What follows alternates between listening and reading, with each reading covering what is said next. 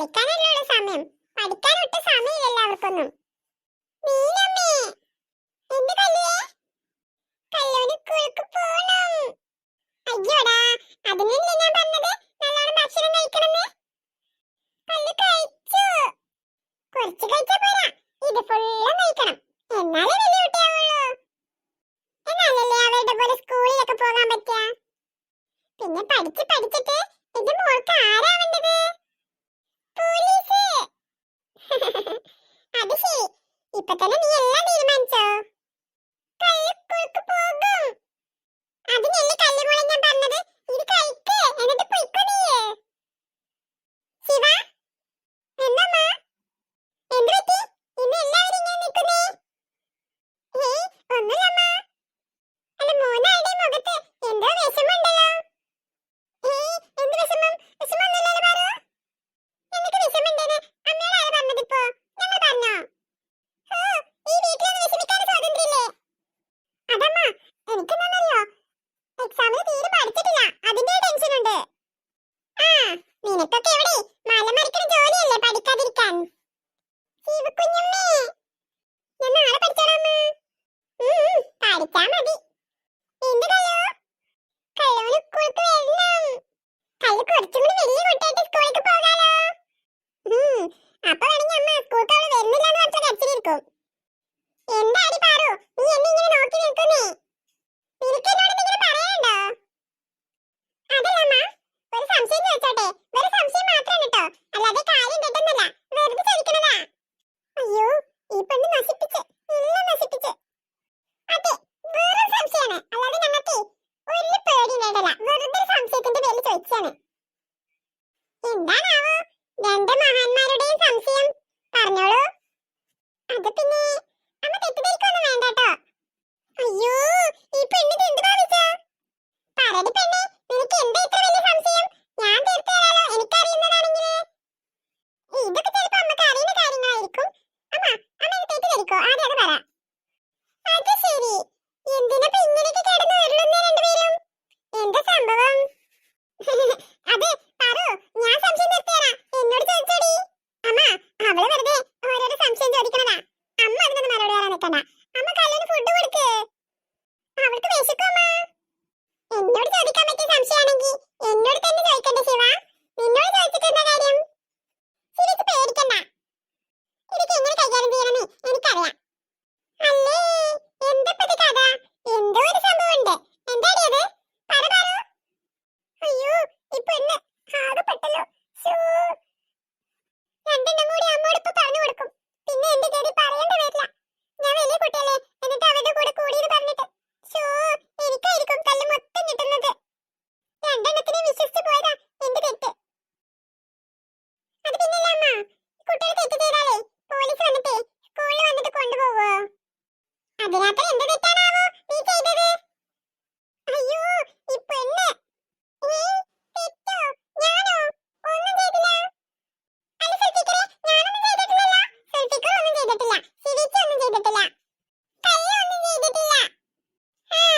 അതെനിക്ക് വിശ്വസിക്കാൻ ഇത്തിരി പാടാ. സത്യമാണമ്മേ, കല്ല് ഒന്നും ചെയ്തിട്ടില്ല. ശിവകുഞ്ഞമ്മേ, പാറക്കുഞ്ഞമ്മേ മാത്രം ചെയ്തത്. അയ്യോ, ഇപ്പൊ സമാധാനമില്ലേ രണ്ടെണ്ണത്തിനും? അയ്യോ, സുൽഫിക്കറെ പണി പാളോ? ചെറുതായൊന്ന് പാളിയെന്നാ തോന്നുന്നത്. അമ്മ, അവള് വെറുതെ ഇവിടെ തമാശ പറയാ അമ്മ. അവള് കൊച്ചല്ലേ, അവള് പറയുന്നത് നമ്മ കാര്യാക്കല്ലേ. അതിന് മാത്രം ഇപ്പൊ എന്താ ഉണ്ടായേ? എന്താണ്? എന്തിനാ മൂന്ന് പേരും ഇങ്ങനെ അന്താളിച്ച് നോക്കുന്നേ? എന്താ സംഭവം? എന്താണെങ്കിലും തുറന്നു പറ കുട്ടികളെ. നിങ്ങൾ വല്ല കുരുത്തക്കേട് ഒപ്പിച്ചോ? അയ്യോ, കയ്യിന്ന് പോയിന്നാ തോന്നുന്നത്. അമ്മ, പോലീസ് പിടിച്ചാല് ഒരുപാട് തല്ലോ. ഞങ്ങൾ പോലീസ് പിടിച്ചോണ്ടായാല് നല്ല അടി തരും ഞങ്ങൾക്ക്. ഞങ്ങൾ ജയിലിലിടുക. അയ്യേ, എന്താ പിള്ളേരെ, എന്താ പറ്റിയത്? എന്താണെന്ന് തുറന്നു പറ. ഇപ്പൊ ഒരേ ഒരു വഴിയുള്ളൂ. അയ്യോ, എനിക്ക് വയ്യ. ജയിച്ചോ, അല്ലെങ്കിൽ പെട്ട തന്നെ. എന്താ പിള്ളേരെ, കാര്യം പറ. എന്താ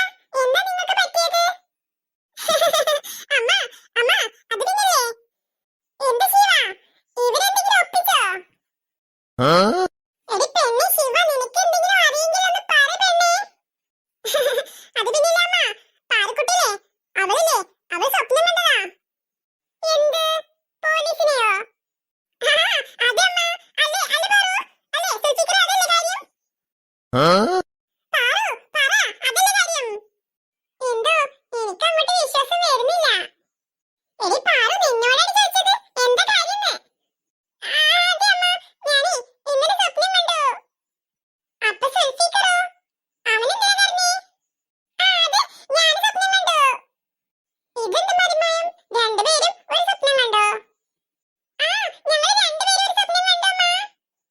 അല്ല അമ്മ, അവരുടെ സ്കൂളിൽ പോലീസ് വരുന്ന കഥയൊക്കെ പറഞ്ഞു നടന്നിട്ടേ അത് സ്വപ്നം കണ്ടിട്ടാണ്. അതിനാണ് ഇരിക്കാൻ ഇങ്ങനെ കിടന്ന് കരയുന്നത്. ഞാനിപ്പോ തൽക്കാലം വിശ്വസിച്ചിട്ടൊന്നുമില്ല. എന്നാലും തൽക്കാലം നിങ്ങൾ സ്കൂളിലേക്ക് പോ. ശരി അമ്മ, ഞങ്ങൾ പോയി വരാം. മതി മതി യാത്ര പറഞ്ഞു നിന്നത്, വേഗം വാ, വേഗം പോകാം. അതെ അതെ, സ്കൂളിൽ ഇപ്പൊ ബെല്ലടിക്കും, വേഗം പോ. അമ്മ പറഞ്ഞ ശരിയാ, വേഗം വാ സുൽഫിക്കറേ, പാർക്കുട്ടി. എങ്ങനെയൊക്കെയോ പറഞ്ഞു ഒപ്പിച്ചു. രണ്ടെണ്ണം കൂടി എന്നെ തല്ലി പൊളിക്കുന്ന തോന്നുന്നത്. എടി പാറു, നീ വരുന്നുണ്ടോ? ഞാൻ പോവാട്ടോ.